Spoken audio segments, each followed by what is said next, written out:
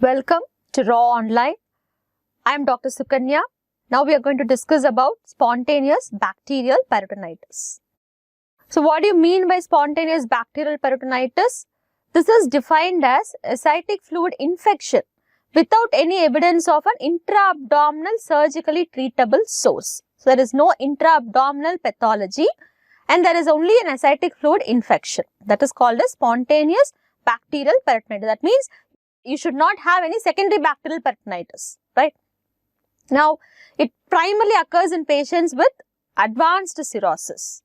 Okay, typically when will you suspect SBP? Cirrhotic patient with ascites, when they are going to present with symptoms of fever or abdominal pain, then you need to suspect SBP, right? Sometimes it can be detected in even asymptomatic patients who undergo paracentesis for some other reason. It can be detected. So, it can be even asymptomatic, not that every time the patient has to present with fever or abdominal pain. How do you establish the diagnosis of the spontaneous bacterial peritonitis? It is established by positive ascitic fluid bacterial culture. So, ascitic fluid culture should be positive, right? And an elevated ascitic fluid polymorphonuclear leukocyte count, that is neutrophil count, more than 250 cells per millimeter cube. So, these two are important.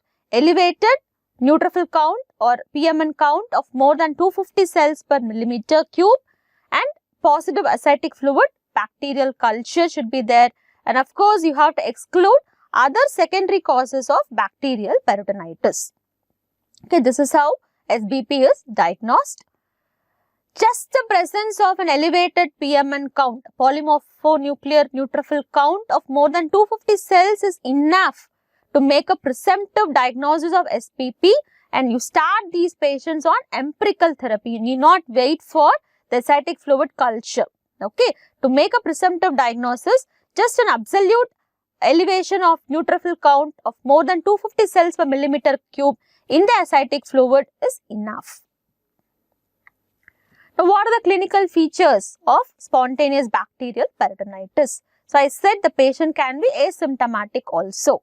Symptoms, the patient can have a low-grade fever or they can present with a diffuse, continuous abdominal pain.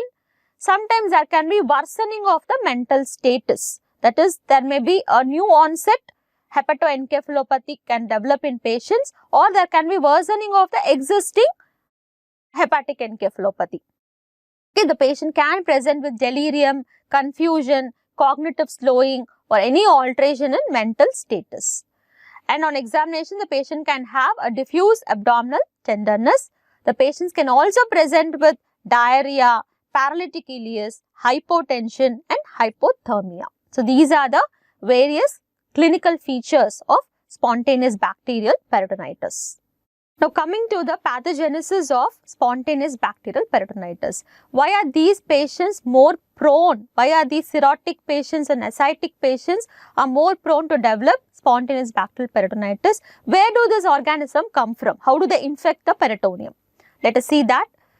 So, we know in cirrhotic patients, there is increased bacterial overgrowth.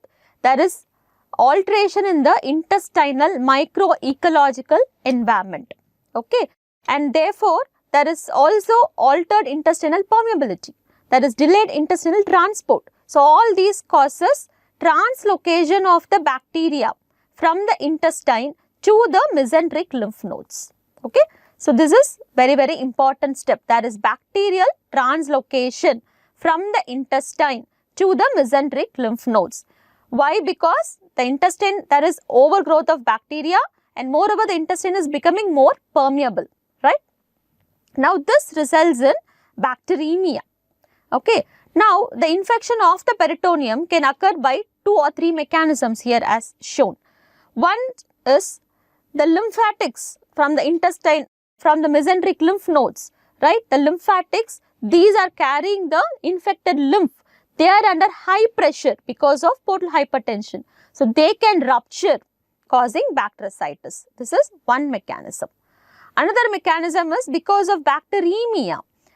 There is infection spreading to the intestinal capillaries also. The systemic capillaries also gets infected. Okay, and from there the infected infiltrate. It can weep through the Glissen's capsule of the liver and result in bactericytosis. Okay, so the infected lymphatics can rupture under high pressure of portal hypertension, or from the systemic infection, bacteremia, you can have bactericytosis. Okay, and moreover, there is poor host response, right? Because cirrhotic patients, there is poor impaired neutrophil function, and there is poor phagocytic capacity, there is poor opsonic activity. So, all these predispose these individuals, and ultimately they develop spontaneous bacterial peritonitis. So, this is the pathogenesis of SBP.